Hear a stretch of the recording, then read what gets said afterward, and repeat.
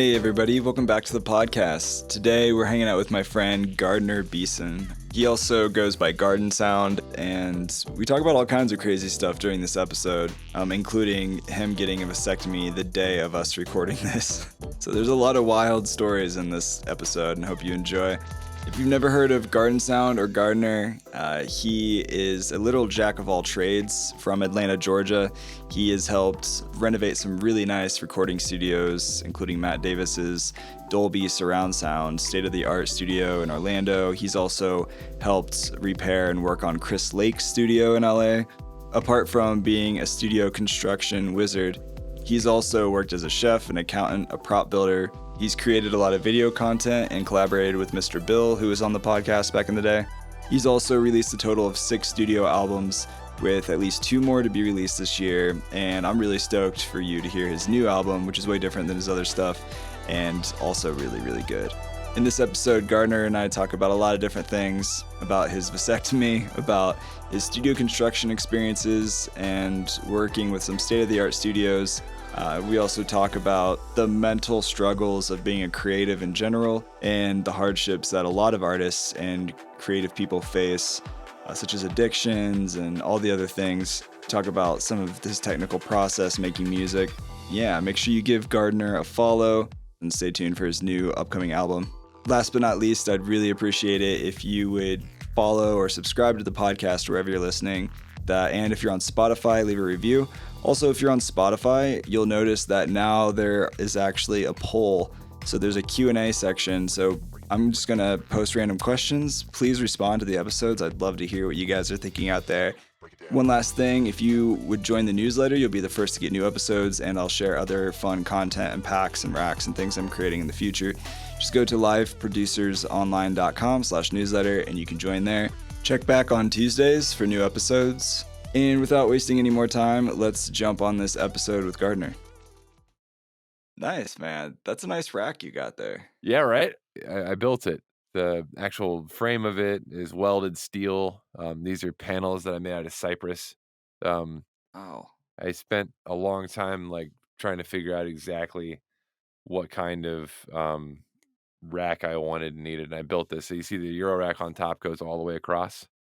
Yeah, that's beautiful. Yeah, thanks, man. And it's a double 19 here, so there's 19-inch and 19-inch, and then Euro rack all the way across the top. I checked with Heinbach and Bo Beats and a couple other guys on Twitter, and they said they'd never seen one do that specifically. So as far as I know, it's the only one in the world. That's impressive. Buying rack-mounted stuff is just so expensive. Yeah. You probably saved a lot of money building that. Yeah. Yeah. So does it hurt to sit right now? Oh, right, that. I'm pretty doped up on Aleve, so Awesome. yeah, it's not bad. I just got off the couch, been on the couch for the last hour or two. Just I have a bag of corn, frozen corn, and I just have a towel and I just put a huge bag of frozen corn on my crotch and just let it get nice and cold. Amazing. I have another friend that got a vasectomy and they gave him an ice diaper. It's Yeah. literally a diaper, but Yeah. just ice everywhere. That's a thing. Yeah, no, the procedure was easy peasy, to be honest, man. It was harder getting my nose pierced. No, I mean it. It took longer too. This guy does Wow. 16 vasectomies a day, which is something else. Wow. I don't do 16 anything a day. That's a lot. Yeah. It's hey, honey, how was your day? Oh, it was good. Oh, it's Just, good. Just doing a lot of snipping today, like always. Cauterizing dudes' nuts. Yep, pretty much. Yeah, so I get in there. I'll tell you the whole spiel because the consultation and everything is the same appointment. So first off, this is funny. When you set your appointment date with the nurse, or the administrative person who works the front desk, and she makes you pay for half of it up front. 'Cause she's like, you'd be surprised how many people cancel or get up here and decide not to do it. You get nervous. Yeah, so they take half of the payment up front, which is it's not cheap. So Yeah. I get up there and I'm like, well, I've already done, I'm doing it. It's I'm not backing out. I'm not exactly worried about it either. I've got a pretty high threshold for pain, in general. Um, Mhm. None of my piercings really hurt that bad. I don't have any tattoos, but I imagine that probably wouldn't be too bad. But yeah, I did a colonoscopy back in July. No, December. I didn't go. They were like, "You want us to sedate you?" And I was like, "No. I hate I hate the way anesthesia feels." I was like, "No, fuck that. Just do your thing, Just man." yeah, just man up and just Right. take it. So I told him about that. I was like, I did a sigmoid colonoscopy back in December without needing sedation, and he was like, "Oh, you're gonna be fine." He was like, "You're gonna Oh, be." man. He's like, "You're gonna be just fine." Wow. So, Yeah, man, that'd be rough. I feel like give me all the drugs if I'm getting snipped down there. Like, I don't no, wanna feel a thing. it was no big deal. I mean, oh, no, don't he gave me a local anesthetic, right? They didn't put me under anything. He gave me, like, Okay. xylocaine, which is the stuff they put in your gums when you do fillings. Mm, So that the most uncomfortable part, the part honestly, the whole thing was no big deal. The most uncomfortable part, the part I hated the most, was when he was giving me an exam for testicular cancer, which I've had before. Like doctors will check your nuts for testicular cancer. Like you're supposed to do it sure. once a year, and Yeah, um and this guy was really checking. Like, he was thorough. dude, He's bro, getting I for sure do not have testicular cancer for sure. Like oh, man. there's no chance in hell he didn't find something if it was there, you know what I mean? He really liked you. I was like, "This Yeah. is a bait and switch, you're just trying to fondle some nuts." That's why you really signed up to be a It just urologist. that was the most Uh expensive ball fondling I've ever had. Oh, that's late. Well, you're a vasectomy survivor, so congratulations.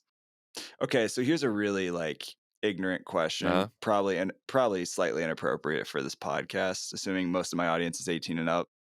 From now on, like for people who have vasectomies, like if you're really excited, is there still like the happy juice that comes out? Oh, yeah, it's totally the same. There's just no swimmers in it. It looks the same texture, it's the Mm. same amount, it just doesn't have the little sperm guys with the tails.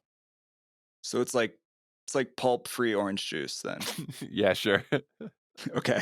Okay. I like that.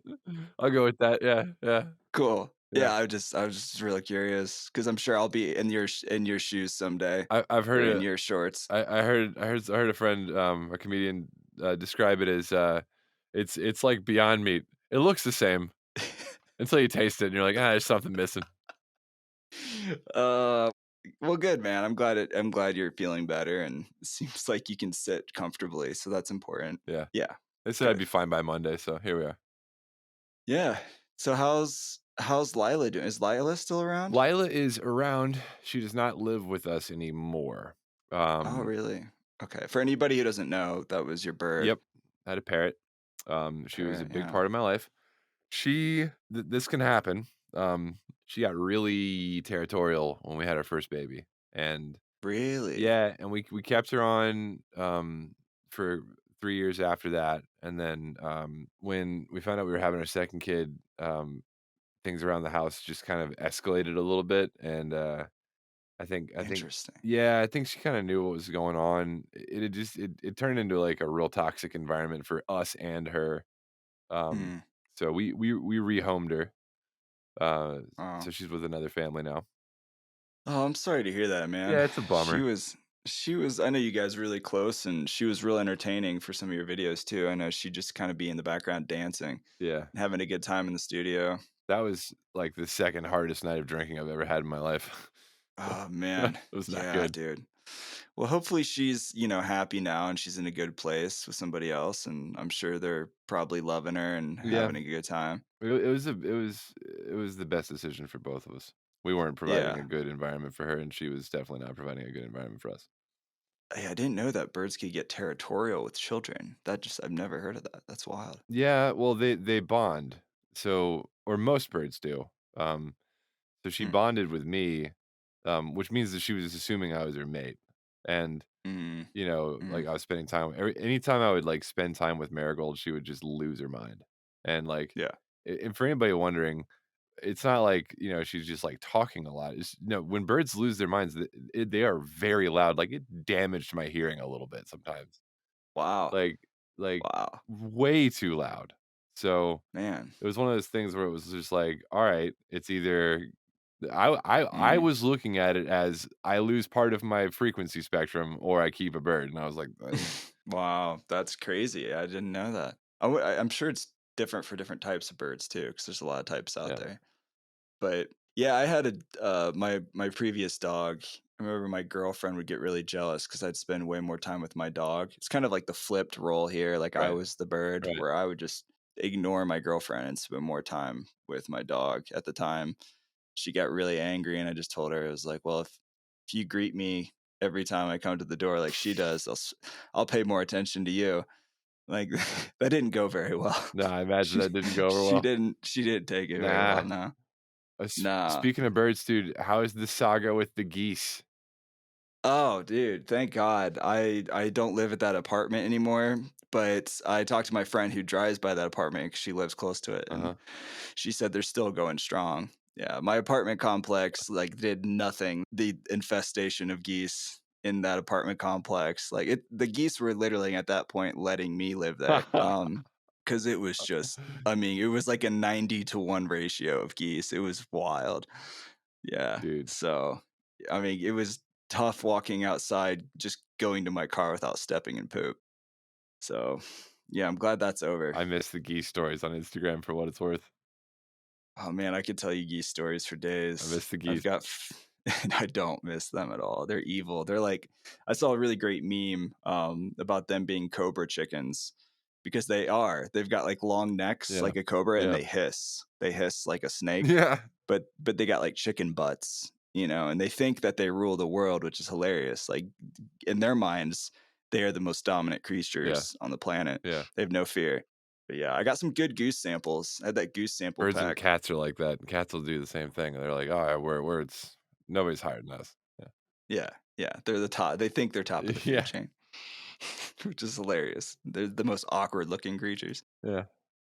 Yeah, man, I was thinking today about like the first time we hung out, was that Gear Fest? Was that Sweetwater back in the Yeah, day? in person, for sure.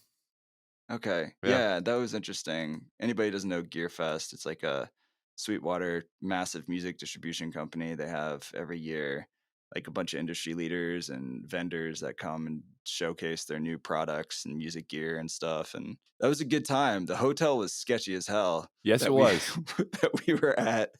I'm pretty sure it was a front for like a meth lab or It something. was something else, man. It was really something else. I remember they were Yeah. selling condoms in the vending machine. They They were. It wasn't like one of the package of condoms open too. I don't remember. I have a video of it. It wasn't like a regular package of like Trojan. It was like somebody took the Trojan individual pieces out and repackaged it into like some generic box packaging. It was really Right. sketchy. It just added. And then the sheets were discolored. Yeah, that was a weird first hangout experience with Ben. Do some research before you book a hotel to save money, ladies and gentlemen. Do yourself a That favor. wasn't the first time you hung out with Ben, right? Oh no, no, no. I've known Ben for a long time. Okay. Yeah, Ben is hilarious. Yeah. But yeah, also thanks for connecting me with Ryan. He's helped me with the podcast and has done some video editing for like different stuff, and he's a great dude. Yeah, for sure. Thanks for connecting us. This obviously your episode. We can talk more about vasectomies and other things, but I'd love to have people learn a little bit more about you and yeah, like maybe share some of your background for people who don't know a ton about you. You are like a jack of all trades times 10. Like you've done a lot of stuff. Like weren't you an accountant at one point? Or Yeah. and then you became like you've been a YouTube influencer, you've been a chef, you own a construction company, you've like made props for film. You also have built legit recording studios for some well-known artists. You've done a little bit of everything. Yeah, yep, no, it's every time I go through this list, I'm just like, "Man, what a wild life," and, now that I'm sober again, I'm looking back on that going, "Jesus, how the fuck did I pull all that off?" I don't know what I haven't done. I think the only thing you missed on that list was, I managed Illegal Sounds for a little bit, the Splice label. Um, Oh, okay. Yeah, yeah. I've had my toes in everything in the industry, everything, soup to nuts, everything from, like, building the studios to, like, packaging and selling the stuff that comes out of them. Like So it's, Yeah. I've seen all sides of it, and I choose not to be part of it. I'm like, I'd rather build things. And you're really good at it too, man. Anybody listening, like Gardner is an absolute construction guru of sorts. Oh, thanks, man. And highly recommend checking out the YouTube channel as well. I like how you've incorporated some of that into some of your videos too recently. I mean, it's become a huge part of my life, and I mean, it's how I make all my cash, can afford all these toys. The the fun part about building things is for me it tickles the same part of my brain that writing music does. Like this, it's the same left part of left hemisphere kind of creative thing where there's constraint involved, right? When you build a wall, right? There's a certain amount of inches per mark out where you put a stud in a wall and that sort of thing. So it's the same thing, the same as observing, any sort of like songwriting, what do you call them, conventions, you know. Yeah. But you get to have some creative fun with it too. So if like, where does the wall need to go? Does it have to be two stories or one story? Like there's all these fun decisions you can kind of make in the moment that can put a signature kind of spin on your work. Yeah. Like Yeah, definitely. I could walk into a room and be like, "Oh, my buddy Jesse did this room." Like I'd be able to tell. You know what I mean? Because Mhm. of, like, certain things he does with trim or whatever, where I'd be like, "Oh, yeah, this was something Jesse did," or, "Oh, this is something Todd did," just because like, I've seen him do it a couple of times, and I'm like, "Oh, he does this stuff a certain way." So Yeah. you can get a flair and a style going with building, and, I'm starting to kinda hit a stride with that, which is fun. Yeah, well you're I mean, you're hella good at it. You've recently built Mr. Bill's studio from like an outdoor patio and Yeah, converted it into an entire studio ISO room, yeah. which was beautiful. I mean, I saw pictures, I saw the before and after, and you have a whole video documenting how you did it, which was highly entertaining. Yeah, I put the first part out, that's from demolition all the way through getting the floor laid out, and we just started putting the walls up, and I think that was the end of the episode. So I think I'm gonna probably have 2 or 3 more videos in that series, just because they need to be cut that way for time, like, otherwise it would be like a fucking feature length movie.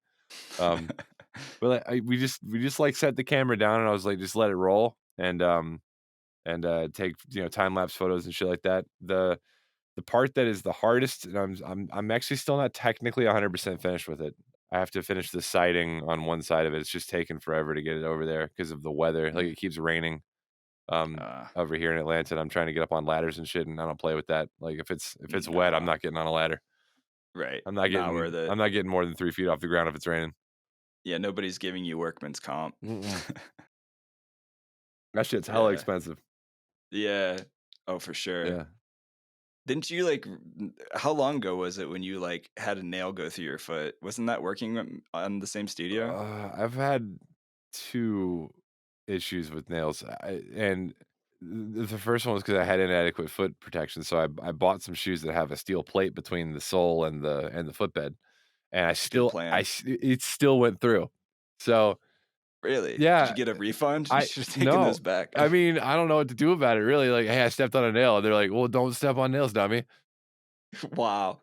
Thanks for a great product. Yeah. Well, the first time was a real oopsie. Like I tripped and stepped on a piece of wood that had a nail coming up. And what you're supposed to do, if you don't take the nails out of a piece of wood, you're supposed to turn the piece of wood over so the nails go into the ground. Okay. That's what you're supposed to do. That's the safest way to handle demolition materials like that. Well, I'd left it Mm, the other side. I'd left it side up, right? I'd left it nails facing up. And so, like, when you do that, if you step on one part of the board and then your foot slips and you step on the other part of the board, you've basically just made a spike strip. So ugh. there's no avoiding it. Like I saw it coming. I stepped down on the thing. I had to catch my balance at some point. I felt the nail go on my foot, and that was the end of the day. I was like, "Fuck this! I have to go home." So you know, and so I went and got a tetanus booster, and then and then I went home, bandaged my foot, and came out the next day and finished the fence. So Oh, wow. the second time was just a freak fucking accident where it was like there was a screw. It wasn't a nail, it was a screw that was just kinda sticking up that I hadn't picked up from a job site. Ugh. Anyway, all this to say I am much more careful with job site cleanliness now. Yeah. Yeah, man, for real. Fucking screws and nails, bro. Wow. Yeah, that reminds me, so I did construction, like, fresh out of high Yeah. school, and I'm still not good at it, But I remember my last day, the guy I was working with ended up nailing with a nail gun through his foot into a Oh. floorboard. So, Oh. so he Oh, because then couldn't. you gotta take it off the board, and then you gotta pull the nail out. Oh, no. Dude, it was so bad, man. Like, just even now, I'm like squirming in my chair because it was one of those things where it's like, I don't know how to help you. I was just like some 18-year-old stupid kid, and it was just me and him. And I'm like, Hmm. what do you want me to do? And he's just standing there, like, trying not to pass out. I was like, I'm here for emotional support. I'll call 911. Like, I just I don't want to touch it. That poor man. Oh my god. Yeah. So we just called 911. They figured it out. Perfect, yeah, just let the Yeah. professionals We're just handle let it. they get paid to do that. We're just gonna let them do it. And meanwhile, I'm just sitting there like feeling like I should hold his hand or something. Yeah. Oh my god. Yeah. So at least you didn't do that. Yeah, no, at least. Could always be worse, right? Yeah, man. Yeah. So right now you finished Mr. Bill or almost finished his studio, Almost, which yeah. looks amazing by the way. Thank you. Not too long ago, or how long ago was it that were actually flown out to help work on Chris Lake's studio? I heard Yes, about that in the Mr. Bill podcast you did, which that's sounds amazing. that's right, and, I forgot about that too. So I was paired up with or I was brought into the project by a, mastering engineer, named Matt Davis, and he owns a studio down in Orlando called Hacienda Mastering. If you're, if you're able to put a link to his Instagram, I would recommend it because I helped work on his studio too, and it's one of the most impressive studios I've ever seen. And Those are big words. yeah, and it's there's nothing like it. Like, it doesn't look like any studio you've ever seen before. It's like walking onto the Star Trek holodeck because he doesn't have there's no screens, it's all projectors. That's Um, wild. yeah, like full wall. It's crazy. He That's cool. he had this, like, vision. He was like, "Gardner, I'm gonna get you down here to Orlando, and you're gonna build this." And I'm like, "No, I'm not." And he got me down to Orlando, and we built it, and I was like, "Holy shit, this place is amazing." That's cool, Yeah, man. he had a real vision for that place. Anyway, so I'm down there working with him, and he goes, "Oh, by the way, we gotta fly out to LA because there's this thing that this other contractor messed up, and I need you to go out there and fix it with me." And I was like, "Oh, okay, cool." So, like, kinda like sight unseen, we hop a plane out to LA. Yeah, there in, like, 24 hours later, I'm in Chris Lake's studio, fixing the clouds, basically, um, which is nuts. Wow. Yeah. Just being there. And, yeah, LA is, not my cup of tea, but the studio was nice, and Chris is a nice person, extremely friendly. It was fun to hang out with him and rinse out some tunes and Sweet. work on the clouds. Yeah, I told Matt this, and I say this a lot. It's good if you're in construction or if you're doing anything like this where you're it's like integration hell. Basically, you get to this point where there's all this really advanced technology that you're trying to integrate into into a studio, but all the materials that are whether it's the wall or whether it's like the rack or whether it's like positioning speakers or whatever, like everything is kind of based upon this archaic form of construction that we've just decided is how we're going to have standards be in the United States. And so I'm like, it's just integration hell. So you're trying to get, you know, a 19-inch standard rack working with Euro rack, which is like, metric and imperial. So you get into integration hell, and I'm talking to Matt, and I'm like, it's a good thing in this industry to be just kind of a redneck. Like just a bit enough of a redneck where you'll sit there and look at a problem and go, "Well, you know what we could do? We fucking staple it to a couple of 2x4s and put it up on top of there and nobody'd see it." You know what I mean? Yeah, yeah. It So works. exactly. So, like, Get the duct tape he had out. these really finely made, screens for the clouds, and they were bubbly and saggy, and they didn't sit right, and they didn't stitch them correctly, they didn't serge the fabric right.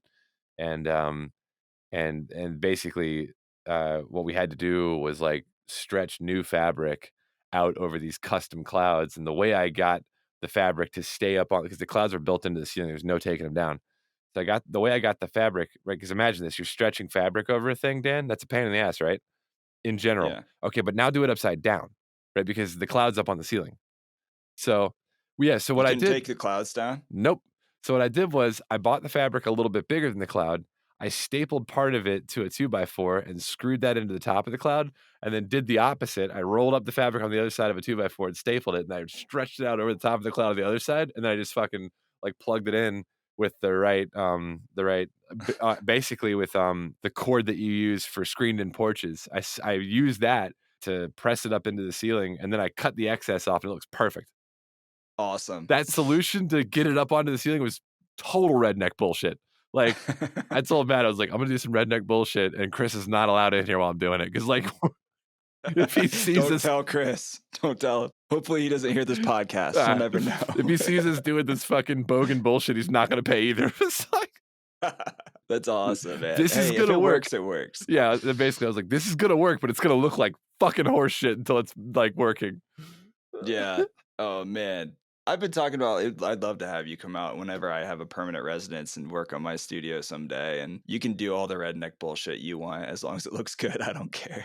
I'm sure that was quite the learning process, or it has been, like, Always. with all these DIY projects you're like roped into. Every day. I learn something new every day. It's why I like construction so much. Nothing's the same. Like on Monday, I'm going into a mall, right? Like an old shopping mall, and I'm installing a bunch of like they're called point of purchase sensors. Like basically it's gonna be a clothes store where you don't check out. It just like does the Amazon shop thing where it just like tracks you and like the camera sees the barcode from a distance and charges your card for it when you walk out the store. Oh, yeah, yeah. I've heard about Isn't those. that Yeah. mental, right? So I'm installing sensors. Like I know what I'm doing in terms of carpentry, but like I've never messed with these sensors before, so I'm gonna learn a shit ton on Monday. Oh, yeah. That's really interesting. I mean, I think that's the future, though. Oh yeah, We'll all just like be chipped and we'll just walk in and out with what we want and right. it'll scan us and they'll just charge us and we Yeah, leave. that's right. Yeah.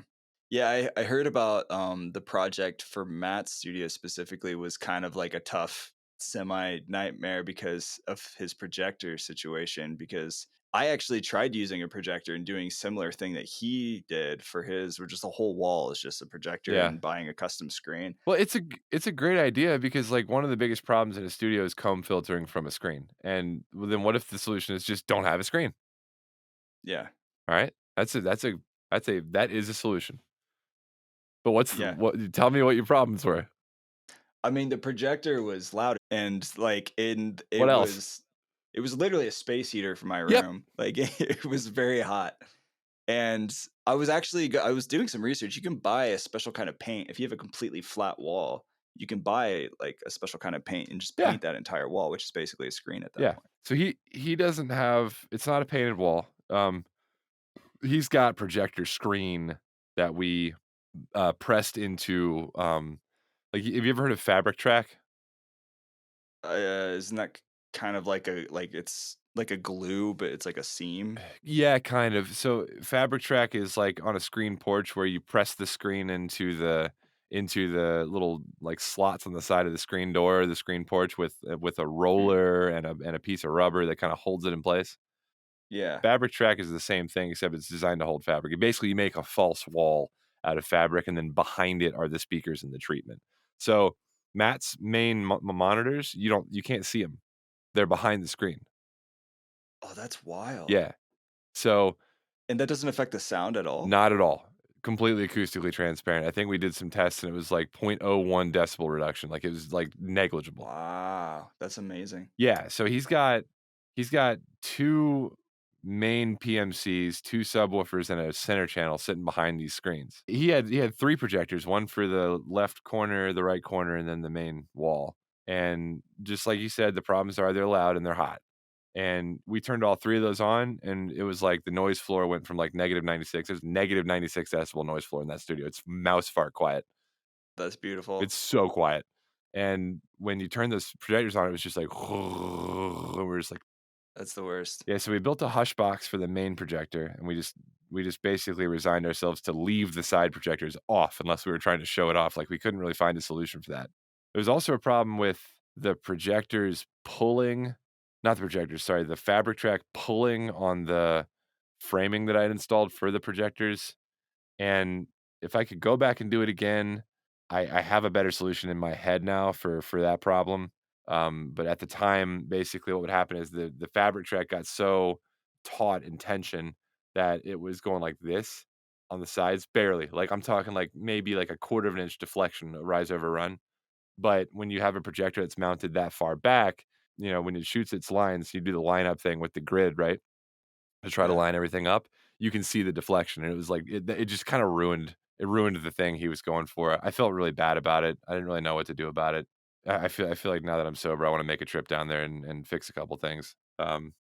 That's a pretty tough, like, problem to solve, though. It is. I mean, and Like, at some point you build out so much that it's impossible to go back.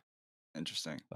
But no, his room is still by far the best room I've ever heard, and it's one of the coolest rooms I've ever seen, and there's nothing like it in the world. It's totally It's unique. amazing. It's totally unique. Isn't that why, like, if you go to a movie theater, it literally has its own room with, like, a very special, unique kinda glass for, like, the projector to shoot through? Yep, yep. It's called Tech Glass. So for the main Yeah. projector we did built a hush box. It's basically we had a fan mounted inside the box that pulled air into the box and it did a couple of turns inside the box before the projector and that kills all the noise. It was silent. So I was able That's to impressive. yeah, testing before and after, I think it was like half of a decibel of difference in the noise floor between the box closed with the projector on and with the projector off. So That's incredible. yeah, we did That's we awesome. did a good job on that. The design required us to also pipe out the exhaust out of the room. So, I was gonna say the heat is an issue, like, so you literally ran a pipe out of the yeah, room? and you know what we used? We used, fucking equipment for a grow operation. That's Yeah, awesome. 'cause it's hot too, so they made, like, heat-proof ducting and inline fans that were designed to extract weed fumes, basically, like, if you're doing a grow operation in Colorado or whatever, you got these big extractor fans that take the shit out of wherever it is to keep the room, air moving, I suppose, and, yeah, that's what we did, and we piped it outside the room using these big, like, thick ducting, yeah, I don't know, it worked. So if Mike ever wanted to just, like, have a f like, he just wanted to grow weed in his studio, he could probably do that pretty easy and just Yeah, if run Matt it if out. Matt wanted to, he could just fucking straight up grow pot in there, yeah.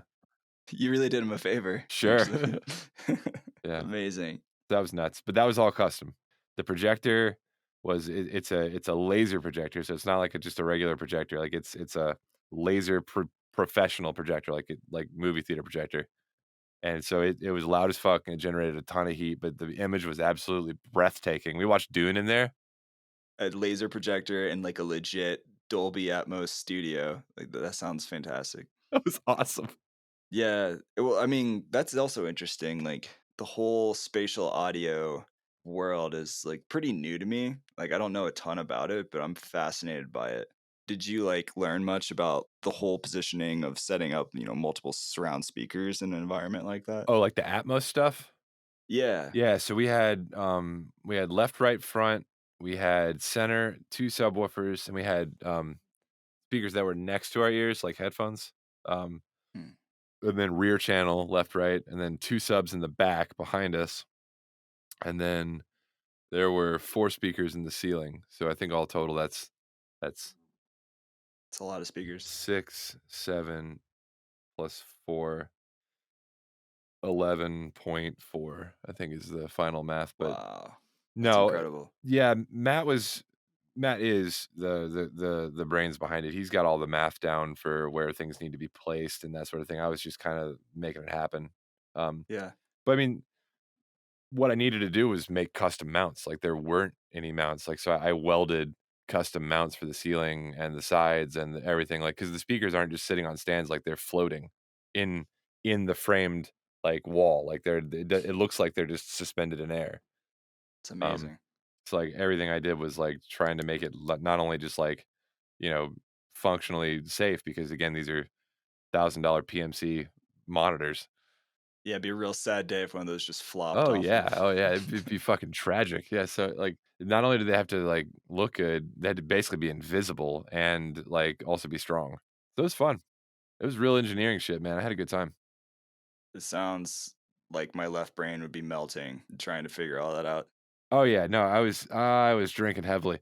Man, because like you get off work and it was just like my brain was just mush. I was like, I need a shoe because I'd wake up. I was there at his house, right? And I wake up and go to work. And then by the end of the day, I was just my brain was just totally shot. Like I'd done math all day long, like measurement this, measurement that, weld this whole, and like I was just like, I'm gonna take a shower and see how I'm feeling. And then it was just like, I'm feeling a six pack.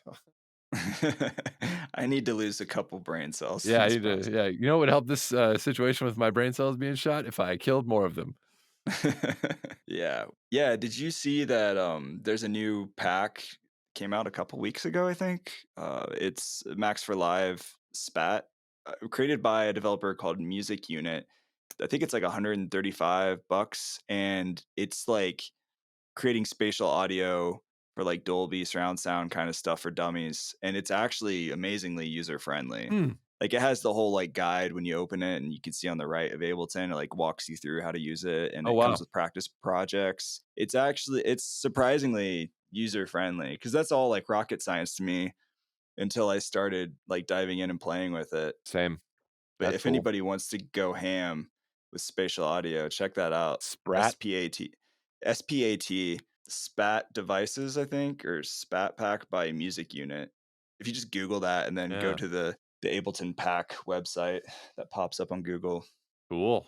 it's fun stuff. What are your opinions on building and treating studios using something like Sonar Works or like actually tuning speakers? Because there's so many issues and problems as far as like people trying, like especially bedroom producers. A lot of people on this podcast listening are like, my room's too small. Yeah. You know, that's a tough situation to be in. I want to do a video series on how to make the best sounding like bedroom studio possible with like a very, very limited budget, just because I think it's possible. Yeah. And the first couple of like tips I give anybody when it's like, what do I do with my room, regardless of how much space you have and regardless of how much money you have, there's a couple things you can do right now to make your studio sound better. The first thing is to get your speakers away from the walls. Like if they're right up on the wall, they need to be away from the wall a little bit. Unless they're key audio threes, and but if you have key audio three money, you don't. This doesn't concern you. Um, so and sorry, key threes. The other thing is make sure that your mix position is set up correctly depending on your room's dimension. So what that means, that's not like just, oh, make an equilateral triangle. Like, I'm not talking about that. I'm talking about take the measurements of your room, right? Like whether it's 8 feet by 10 feet, and then use a room mode calculator to determine whether or not you're in the optimal position for that room. Like whether your head is in the physical best position. Like my head is in the best position given the dimensions of this room that I'm currently sitting in. And Mm, then after that, after you've got your mix position, then you position your speakers, like from there, right? Basically, gotcha. have a buddy. You can earball it. That's what Bill calls it. You can get a buddy to hold the speaker and turn it until it sounds good to you, and then do the other speaker and do the same thing like that. You can get as mathy as you want with it, but until you invest in decent trapping and treatment for the room, earballing is good enough. Honestly, like you're gonna really be splitting hairs if you're trying to tune things with like a laser measurement device, without like treating the room first. So like what kind of measurement devices like do you think would be important for somebody to like buy or just invest in to actually be able to figure some of that stuff out? I've set up plenty of rooms with a Stanley 25-foot tape measure. Yeah, you can do it with that. There are a ton of inexpensive laser measurement. You can basically hold it on your forehead and go beep, and look at one speaker and look at the other one and go beep, and make sure those numbers are the same. That's Yeah. dead simple. Yeah.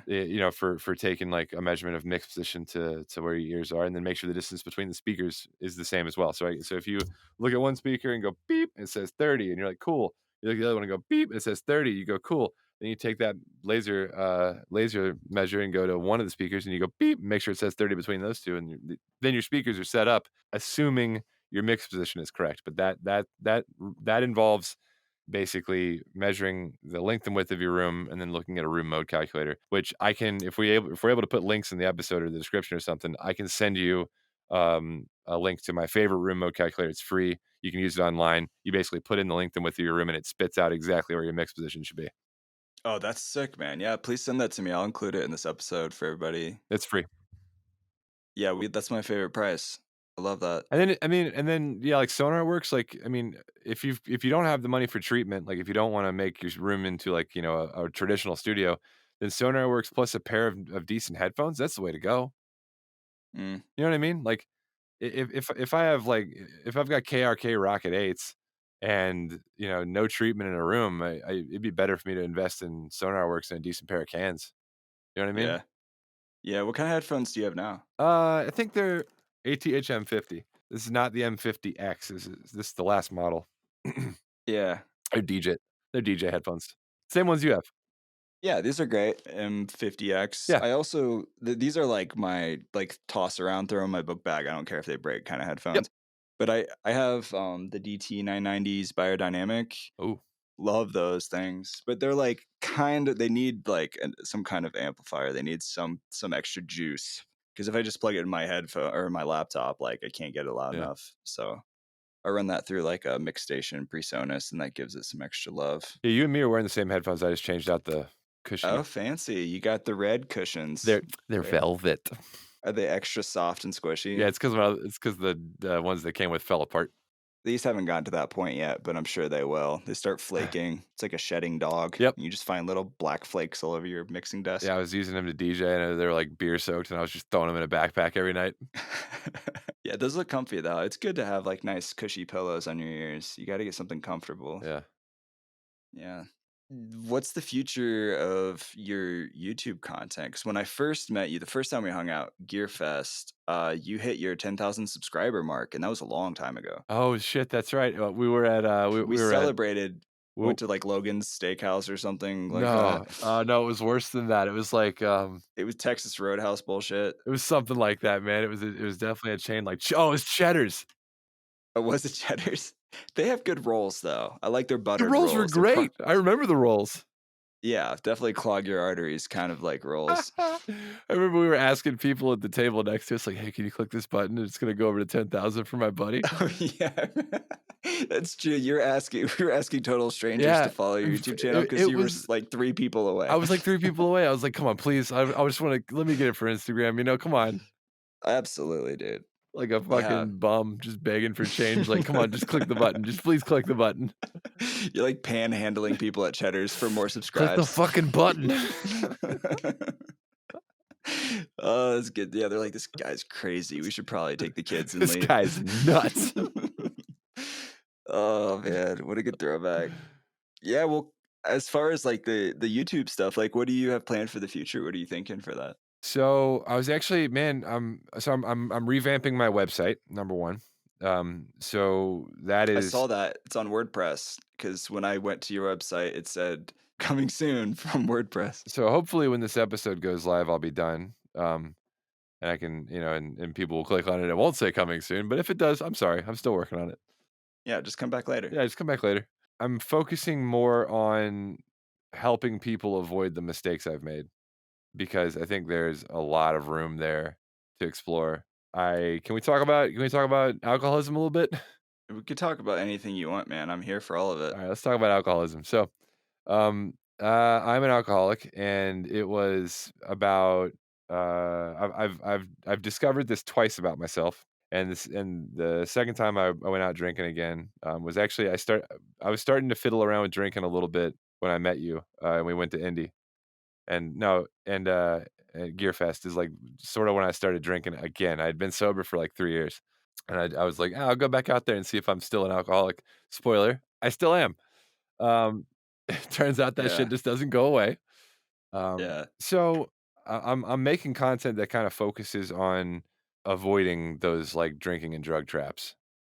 Hmm. 'Cause I think it's a big thing in the industry. It Not just is. You drinking, but totally like any substance really. And addictions of all kinds. yeah, Yeah, and it's common for a lot of reasons, especially with musicians, especially with creative people. You'd be surprised how many creatives there are at I go to meetings once a week at least, and you'd be that's surprised great. how many creatives are in there. It's just nothing but Yeah, creatives and musicians and artists and yeah, and real right brained people. I think that it's it's going to be a bigger problem too.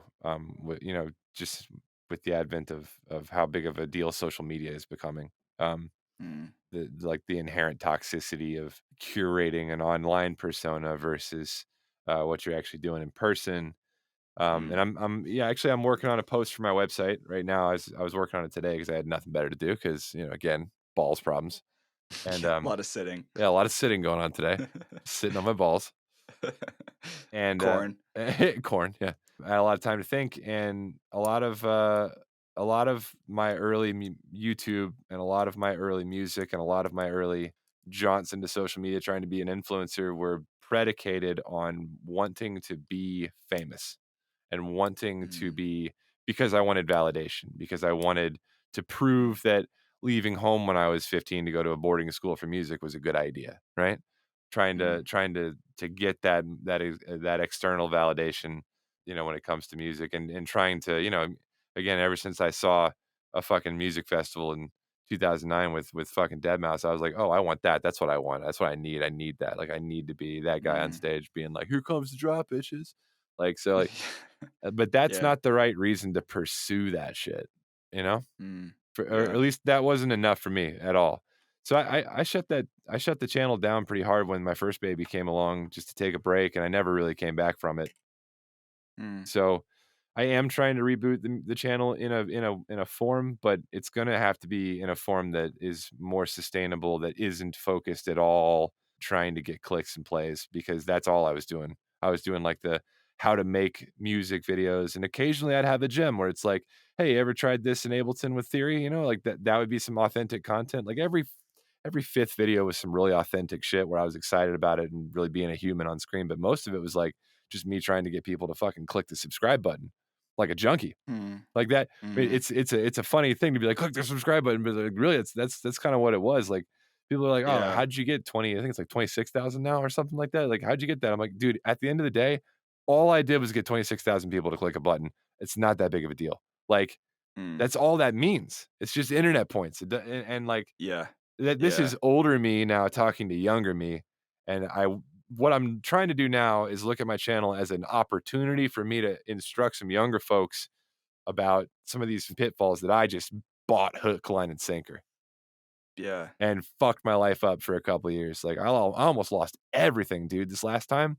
Because I don't know if you remember, I kind of dropped off. I dropped off from YouTube. I quit hitting up people doing editing work. Like I was doing construction and I was making a living, but buddy, I was fucked up all the time. Like, Yeah. so like Yeah. I almost lost it Dude, all. that's really tough, man. And I'm glad that you're back and it seems like you're doing well now. Yeah. And that's what matters. And I think you're really wise to pursue getting help. And I can relate to this whole story personally. And I don't know how much I've told you from our times hanging out, but I went to NA. And I've been to a couple of AA meetings because, I went through therapy for like 3 or 4 years because I was just an addict. I was addicted to anything that made me feel something. Yeah. And then I like started realizing like I just didn't deal with shit from my past and it was resurfacing in my subconscious and like I was just trying to escape. I was escaping from what I Right. was feeling subconsciously. Right.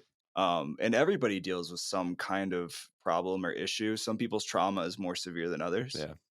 But you're right though. What you were saying earlier, specifically with creatives, for whatever reason, I feel like a lot of creatives tend to be more prone towards addictions of some kind. And that could be any substance. It doesn't even have to be alcohol or drugs. It could be food. It could be whatever. Um, My theory is that it has something to do with obsessives. So a lot of people I know in creative spaces and are obsessive people. Like they'll get really, really, really into something. Like that's why I don't have any tattoos, because I know that if I got a tattoo by the end of this year, I would be tattooing. You know what I mean? dude, I'm already there. You've already described me. So I can't just casually pick a thing up. Yeah. I think there's something to what you're saying for sure, because I definitely like a bit of escapism. It helps me feel a bit more normal sometimes. It's definitely makes like Hmm. it makes social functions a bit easier for me. Because like Yeah. it's like that borderline autistic thing where it's like, I'm a fine normal person with any normal person until you like talk about one of those areas where I know a lot, and then I'm just like, oh God, I want to talk about that, and then I don't know what to fucking do with myself. I just have way too much energy for that. And Yeah. like if I'm at a Super Bowl party and someone starts to talk about acoustics, like no one's calling me again. Yeah, obsessives, because for me it's an obsession over when the next drink is going to happen, right? And Mm, if I cut it off and just say that, well, there's not going to be another drink that's going to happen, the obsession goes away, and then I can function like a normal human being again. That's the cool part. It's like as long as I promise myself and I'm serious about the fact that there is not another drink ever again, that obsession doesn't exist because it's just there's no option for it. Does that make sense? yeah, yeah, And I'm finding that method is kind of my go-to method. I call it the nuclear button. That is my go-to method for some things lately that I've been trying to tweak in my life. Like I don't have a smartphone anymore. I got rid of it. really. I don't have it on me, which is beautiful because I don't care about it. But You just use like carrier pigeons now. yeah, exactly, exactly. Yeah, carrier pigeons. I have a telegraph. I've been Awesome. Sounds great. No, it's I have a Nokia 225, so I'm making a video on that. It's like there you go. So that's some of my new content coming out. It's going to be like how to disconnect from your cell phone, right? Because I'm Yeah. thinking, I know that the cell phones are a problem with some of my students, even who are like trying to produce and they get distracted by their phone. And it's like, well, how do you break free of that? Like, what the fuck do you do about Mm, that? Like this pervasive technology that's in our faces all day. How do I distance yeah. myself from that? Well, you can get rid of it. That's a solution.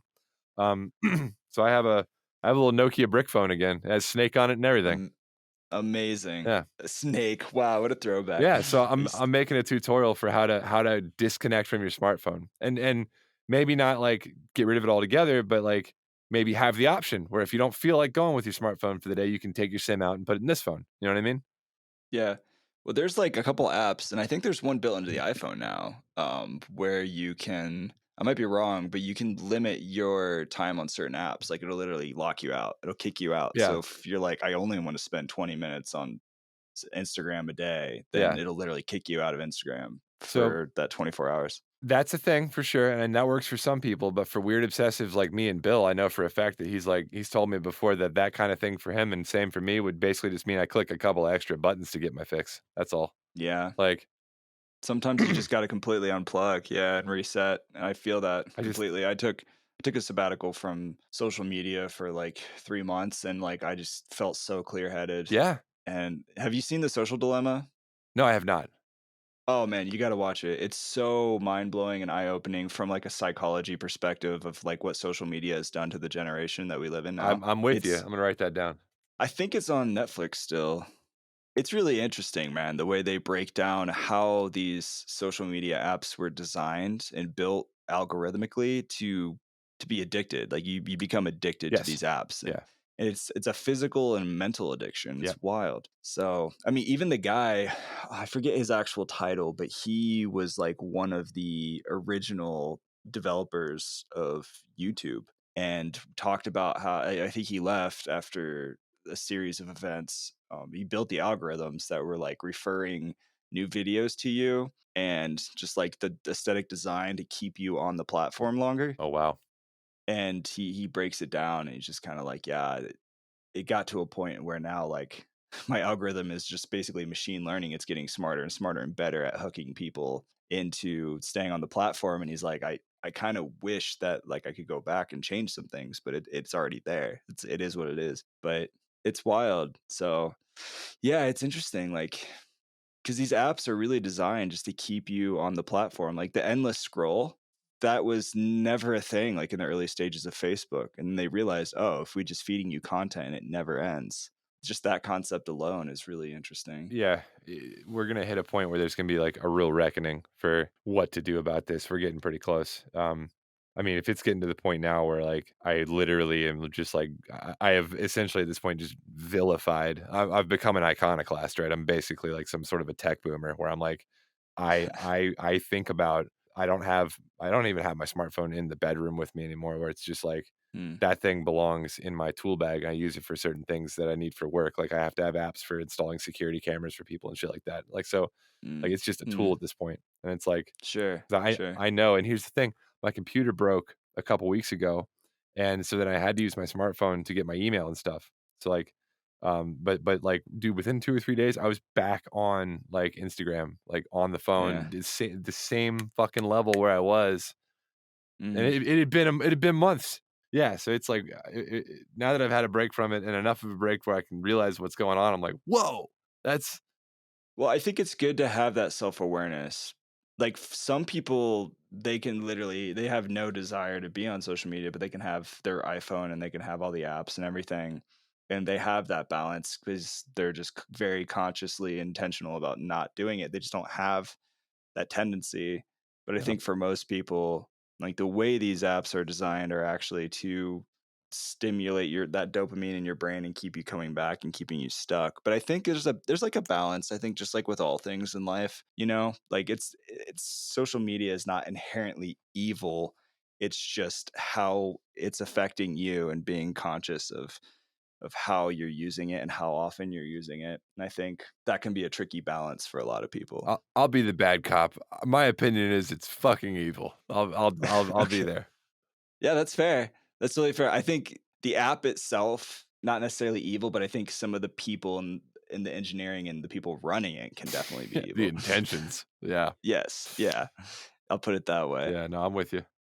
But I mean, it seems like you're in a good place now, man, and like I'm happy that you're willing to share all of that Sure, because I think there's I an have to. authenticity. Yeah, yeah, and you have to be authentic as an artist, as just a human being.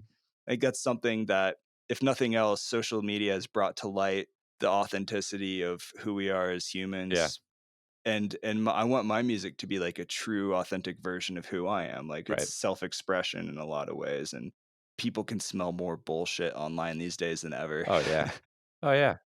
Yeah, And it's just like, again, being authentic is just really the way to signal that you have nothing to hide. I got nothing to hide. yeah, yeah, I was a fucking shitty yeah, drunk for a few years, now I'm not, you know? Like, yeah.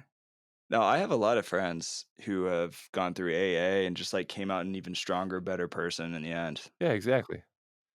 Um, So I think having that community and that support, no matter who you are, whether you're in music, whether you're like picking up trash for a living, I think you've got to have relationships and people in your life that can encourage you and that you can trust to have those hard conversations with. I think that's really important. absolutely. Yeah. What else are we gonna talk about? I'm writing an EP about squishmallows right now. What's a squishmallow? Wait a minute. Do you have a squish right here? Do you want me to show you? Yeah, please. Yeah, I'll just show you. I need to know what this is. This is Jerry. Oh, yeah, I know Jerry. Yeah. Yeah, Jerry was in the video you edited for me. Yeah, I yeah, I I know. made that one video about CliffX Pro and how to sample hardware really quickly. Oh, so And Jerry's a squishmallow. he is a squishmallow. Yeah, they're like Oh, really soft pillows in okay, the shape okay. of like characters. I didn't know Like, that was a thing. Okay, yeah, I know Jerry. yeah, Jerry's a sloth. And he's just like it's like the softest pillow you'll ever own. But they Oh, become a cult following, man. It's yeah? amazing how many people I've met in my life who own like a bunch of squishmallows. Actually, I have a friend, they own probably over like 120 of them at their house. So like I took a photo for like my artwork of me laying in this giant sea of squishmallows. It's incredible. Yeah. But the whole concept, I've never made like old school dubstep. And so I was just like, why don't I just make some like really old school, like 2010 dubstep? And it's all Squishmallow. It's about Squishmallows. So I like sampled the Squishmallow, and there's like a TV show about Squishmallows that I sampled from, ripped off YouTube. And it's like the dumbest thing I've ever made in my life, but I'm having so much fun doing it. I'll send it to Oh, you. that's what it's about, man. If you're having a blast making it, that's the fucking secret sauce right there. It really Yeah. is. Yeah. Well, that's another question too. So speaking of Squishmallows, Jerry was in that video tutorial I made on how to sample hardware really fast with CliffX. And I'm curious, like, have you made like sample packs with a lot of the hardware? Because you clearly have a lot of hardware. I do. Um, The problem with my hardware is I keep trading it out so fast that I don't have it in my studio long enough to it's a living, breathing organism at this point. So, you know, they and like look alive. yeah. So like for instance, I just got this. This is a Novation Peak. Um and I traded my Behringer Model D and a Cobalt 8M for that, and I was gonna sample both of those, but now they're gone. So, like, that's Mm. I my gear is just very very much like just a pool of money that I use to move things around. Where it's like, you know, if I feel like this song needs a thing, I'll sell a synth. Like I'll sell that peak if I see a synthesizer like on Ben's channel or something where I'm like, okay, I need that in my song, and I'll just get rid of the peak. And I've only had it for like a month, like so it's very much like a I don't know. I sell and trade synthesizers like stocks.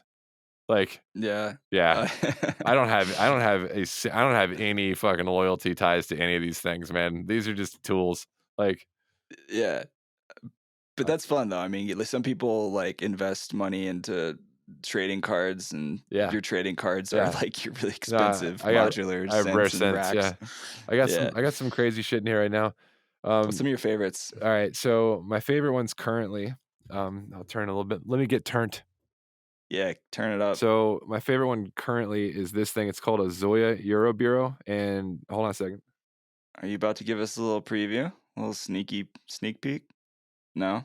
Yep, he says no. It's based on this. So this is a guitar pedal called a Zoya, and basically what it Oh, is, yeah, I've heard of that. they're amazing, and there's a ton of great tutorials on YouTube.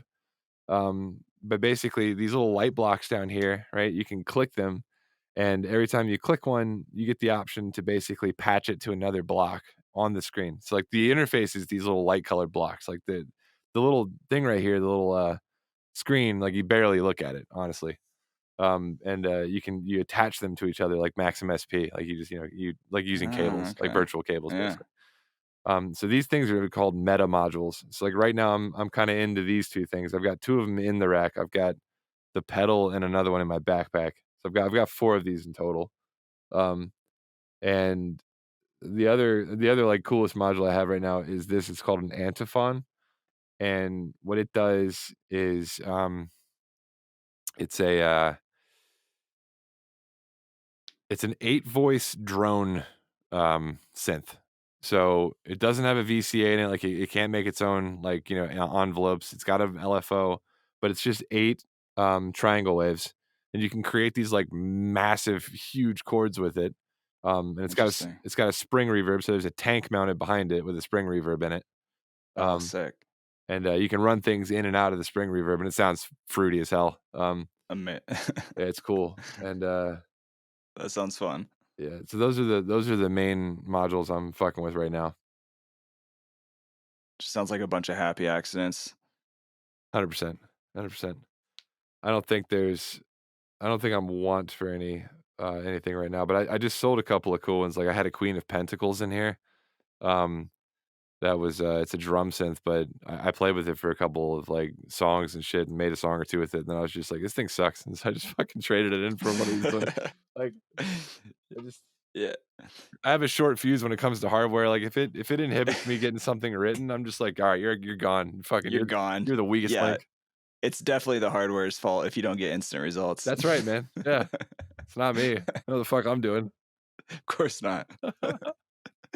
Yeah, that's hilarious. Yeah, have you played with the DS synth series in Ableton? I don't think so. Oh, it's sick. I think it was like a live 9 or maybe a 10 thing. I think it was 9 thing. But now it's integrated natively into 11. So, yeah, if you just like search like DS kick or DS snare, Oh, okay, yeah. yeah, it's amazing. And for the kick at least, you can just tune it really quickly. So you can say pitch, all right, so like 52 hertz is like a G sharp.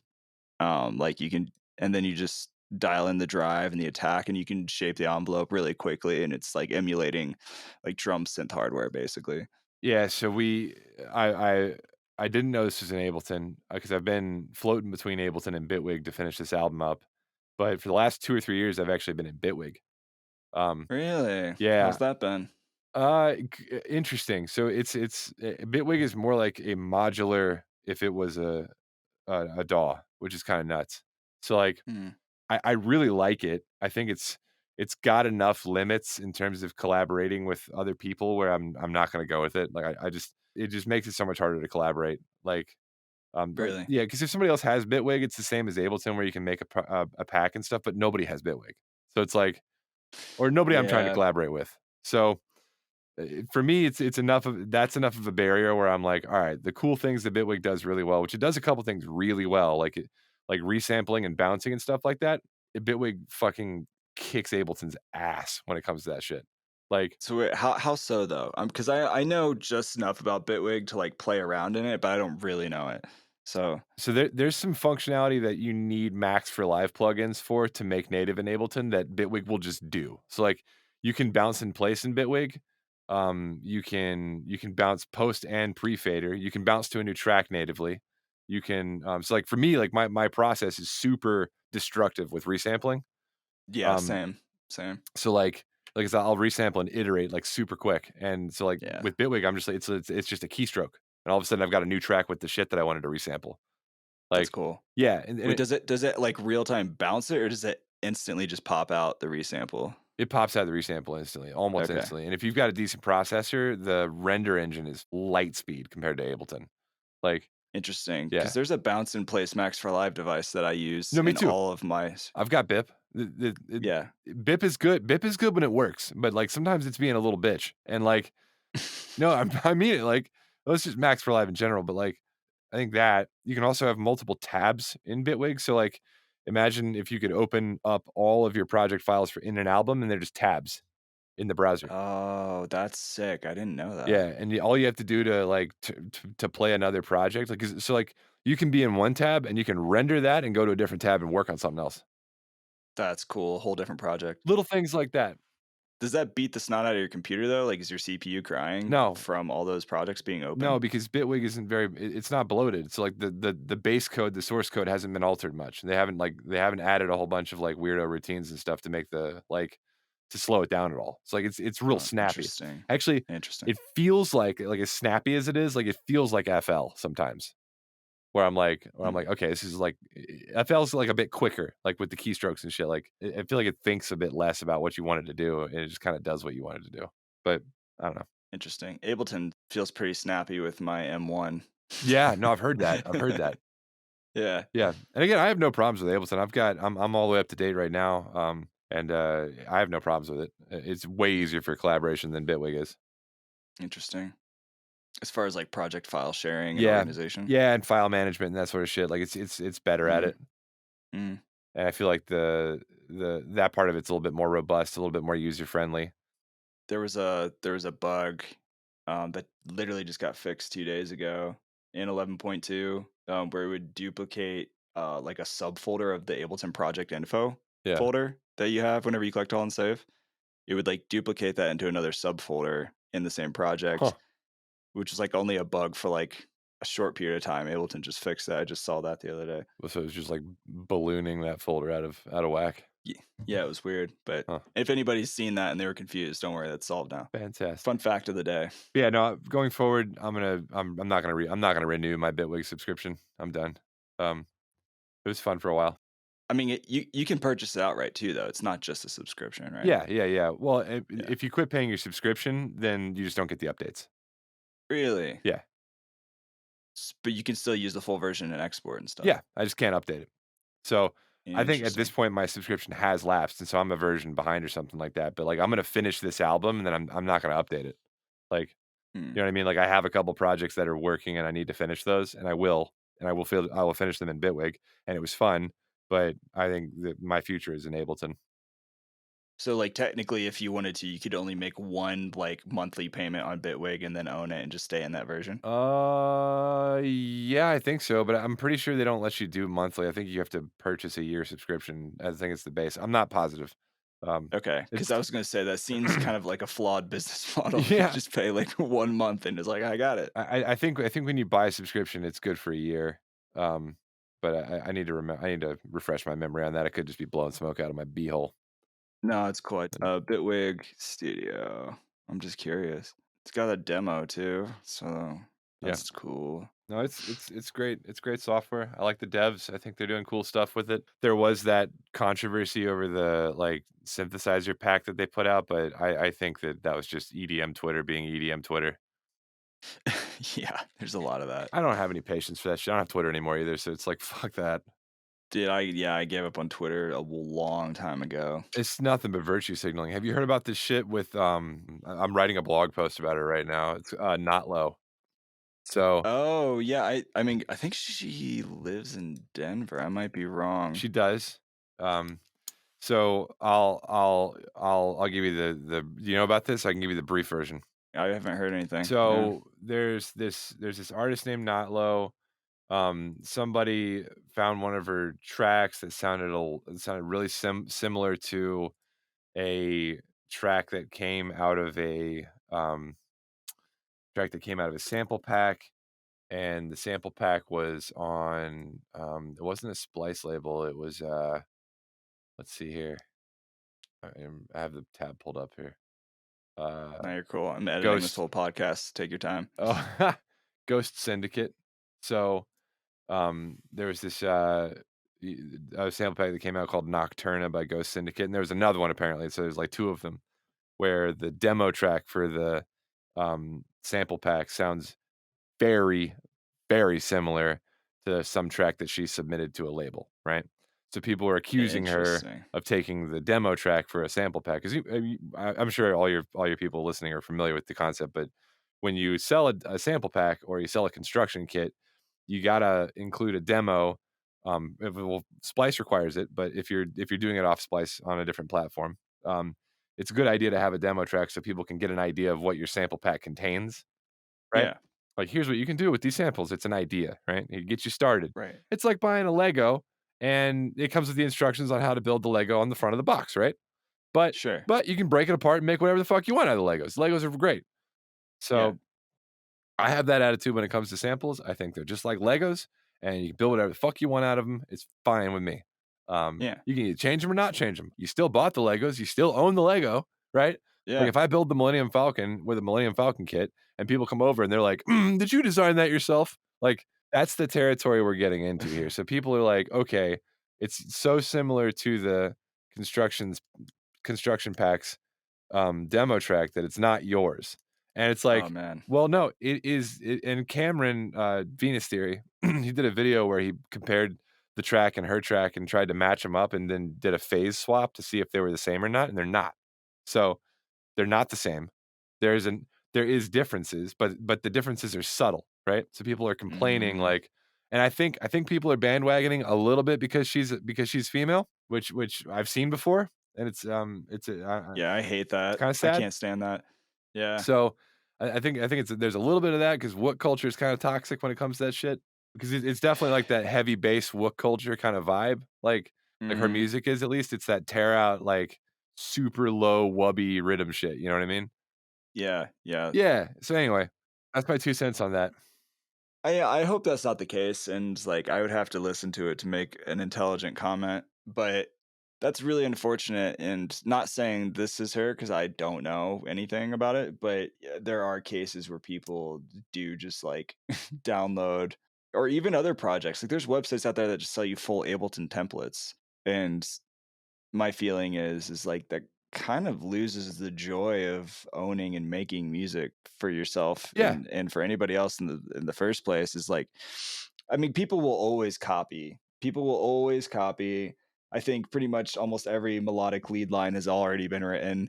But if you're just gonna completely download and take something Yeah. and maybe just change out the kick drum, that's not I mean, okay. that's basically what happened was I think she changed out a drum sampler or 2 and then added some hats, and, like, that's it. Mm, So, so number 1, I don't care. Like, that's not illegal. Number 1, it's not illegal. It's yeah. is it, like, frowned upon? Sure, but if we're having a conversation about what is and what isn't frowned upon, I don't think anybody attending a fucking rhythm show in Denver gives a shit about that. Like like, Yeah. nobody paying money to see her shows gives a fuck about that. It's true. They're there just to like dance and do their own thing and have a good time in the end of the Exactly, day.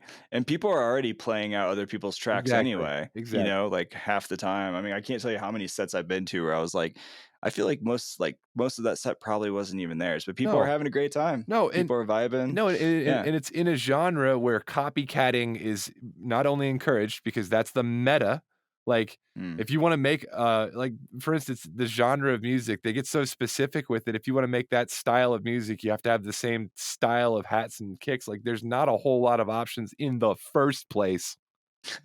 So it's like, Yeah. Just get a sub bass and throw erosion on it and you're done. sure, and but what's wrong with that? There's nothing wrong with that. Yeah. So she's missing Yeah. out on that, right? So we could argue Yeah. that she's missing out on that at the end of the day, Nothing illegal is happening here, and it's not that big of a Sure. deal. Yeah.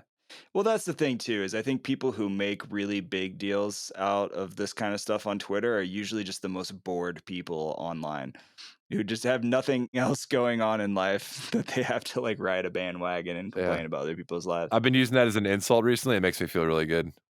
Yeah. Just calling Like somebody a boner, like, quit being a boner. being a It's boner. such a good insult, like, it's not, like, offensive in any way, it's just kind of like, "Ooh, I don't wanna be a boner, ugh." Yeah, no, like an old wrinkly one that's been in the sun too long in Florida. It's Ew. just like you don't want to be that guy. It is, it's like I'm calling you gross, like, gross is, like, one of those insults that kinda gets under your skin, like, "Ooh, she's gross," or "He's gross," or "They're gross." Gross. Yeah. It's a level, like, higher than that, it's like, "Oh, I love you, dude. yeah. Oh I man. miss you, Dan. I miss you too. Come to Denver. Come hang out, man. Come over. I'll take you to some of the Let me venues. get a couple more months of sobriety under my belt because last time I went to Denver, I relapsed, so give me a couple more months, I'll be there, Oh no, dude. okay? I'll kick your ass if you relapse out here. I'll make sure that doesn't happen. Alright, Yeah. If you um, do, then I'll just lock you into my room and won't let you leave. And I'll force you to drink water and talk about life. fuck yeah. We'll do yoga. Before I go, I gotta plug 2 things, Plug I it. got a track on Bill's newer album that he hasn't I don't think he's even started promoting it yet, so I've got a track on that, which is awesome. I'm excited for that. Yeah. We've got a couple of tracks that we've been workshopping for a number of years now. His problem and my problem is that we get together in the room and we write a track and it's like too fucking future that we can't put it out. We're like, well, then we'll never be able to release this. You know what I mean? Like it's just like it's fucking weird. Like it's some weird galaxy brain shit where we're like, this fucks, and we show people and they're like, yeah, that fucks, and they're like, I don't know what you're gonna do with it though. Like, no one will It's dance to this. some weird alien Yeah. droning sounds. Yeah, and then the other thing is, I am in the final stages of writing an album. It is 21 tracks. Um, Wow, that's ambitious. it's a monster. That's whittled down. Um, Wow. I'm Good for you, man. That's a lot of work. That's a it's lot of it's hours. just been a few years. It's accumulated, you know. So Mhm. gotta get that shit out of there. When's that drop? I'm supposed to drop it on March 21st, which obviously that didn't happen. So Yeah, so you're only 3 days yeah, behind. I'm only 3 days behind at this point. If you could build a time travel machine, you'd be good. Oh yeah, if I could build a time travel machine and fix my computer before it exploded and not have a vasectomy and all this stuff, yeah. Not have sick children and weird job problems. Yeah, Uh, it's coming. yeah. Dude, I'm excited for that too. Like, I was listening to your Spotify earlier today, and I have a whole respect for like all of the hardware you use because you use some really cool, like interesting, unique sounds in your music. It doesn't sound like a splice sample I pack, do which is, use splice samples and I love them. yeah, no, I do too. I do too. Yeah. Yeah. But, like, it doesn't have that, like, generic sound that I hear a lot in, like, mainstream stuff. When is this gonna air? When are we gonna put this out? That's an excellent question. Right now, according to all the dots in my calendar, it looks like it'll be the 4th. I will have my website ready by then, and I'm working on a blog post right now about Notlow and sampling. So I will. Interesting. We can point people over there. That'd be fantastic. Yeah, I think that I'm gonna share the crap out of this, and I will direct people to your website. I'll check your website out. Also, I have an absolute love-hate relationship with WordPress because it got hacked, and somebody literally turned my Live Producers Online site, like back in the early days, probably when I first met you, into a porn site. Like I visited my site one day, and there was all kinds of stuff happening, and I was like, "Whoa." And I called my developer, the guy who was helping build my site, and clearly something got messed up. Holy shit! So that was a weird day. Yeah, So just make sure your plugins are secure on WordPress I and will. I will. do all the things to protect your site and prevent Yeah, obscene images. my friend George, who hooked you up with Ryan, he's helped me build the site. He's a pretty solid dude. Good. Yeah. Yeah, I use Wix these days. It's just easy. It's like website building for dummies. Yeah, So, like I told you, man. When it comes to like getting into a thing, I kind of just like to get all the way into a thing. So I'm like all the mhm, way in right now and learning CSS and that's cool. you know, fun. That's dope. You're just adding to like the giant catalog of skills you already have.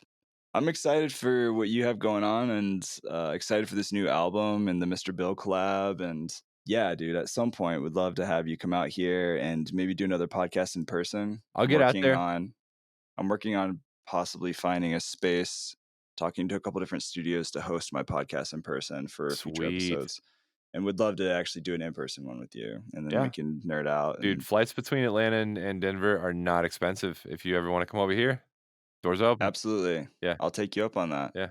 Those Absolutely, are the man. 2 largest, air hubs in the United States. It's like $90. I feel like Atlanta is like really starting to grow. It's like really kind of booming. And Mr. Bill moved out there. I'm meeting more people moving there. Yeah. Good Yeah. place. Yeah, I'm sure the cost of living is probably a little more attractive than it is here. I don't know, man. It's gotten insane. Although you can take the fucking train all the way from the airport to my house, basically. Oh, sick. Yeah, so it's pretty gnarly. Yeah, it beats hitchhiking. Yeah. Right on, man. Well, I'll let you go. I know you're probably tired and have to work early because I know I do. But I'm sleeping in. yeah, enjoy that for both of us Yeah. then. That sounds great. For the first time in months. Yeah, you need that. Enjoy it. Yeah, for sure. Well, don't step on any more nails, and keep icing the goods. Yeah, but we'll catch up soon. We definitely need to connect more. Yeah, man. So, Thanks for having me on.